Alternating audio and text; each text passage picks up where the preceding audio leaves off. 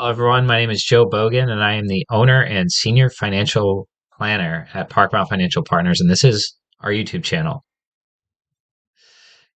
Please follow along, subscribe if you want to hear about our business growth and our journey from becoming a corporate financial advisor, working in a very structured and rigid environment, to working with people on the independent side and growing that financial planning practice. And along the way, I'll be sharing tips, ideas, knowledge that I come across in my experience with financial planning and working with people on a day to day basis in a variety of different circumstances. Today's topic is Social Security. So, Social Security was actually founded in 1935. Some facts that might be interesting is that the average life expectancy for someone in 1935 was actually the age of 62.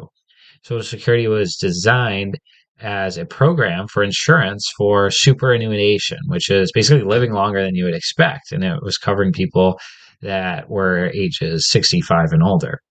Now, today, 65 is nothing. Everyone knows someone over 65. Everyone's parents are, this a friend's parents are probably over 65, and people are living well into their late 80s, many times into their 90s and beyond, which is great. It's the development of modern medicine, expansion of resources in and across the country and the world. But what that means is that 65 is nothing. That's not superannuation anymore. People are just getting free checks from the government for basically living into their late middle ages nowadays, as it turns out.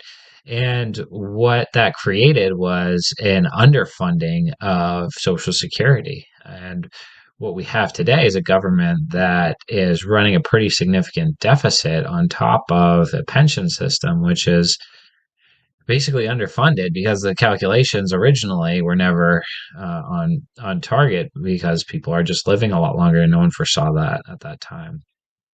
Going forward, people still probably will live even longer than they have been recently. And what we're seeing is now people having conversations in Congress around whether or not we should be pushing Social Security back. That's actually been proposed recently as a very realistic possibility and trade off the government could make to help them with their budget issues. And as we're looking at that and people are thinking about retirement, this could materially impact what people can do with their future and their planning. And it's definitely something that needs to be talked about when we're making a retirement plan is what are the risks that the future incomes, what we may be counting on from the government might change and be less than what we'd expect. And if you don't have a plan for that, particularly if you're very far away from retirement, that is definitely something you need to be talking about. And that's absolutely something that we provide as part of our process at Parkmount.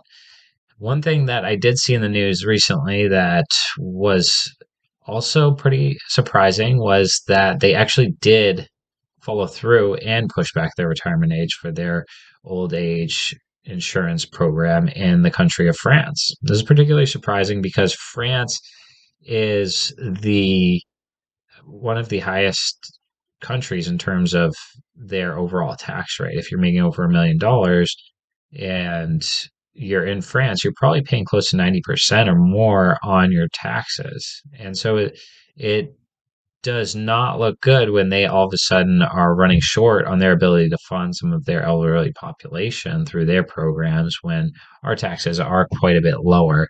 Now, as we're looking into the future, I don't think Social Security is going away by any means. That would be uh, pretty unlikely, but there may and very well will be changes to what we would see now. And that needs to be something that we focus on in our financial planning. And so that's what I wanted to talk to you about today.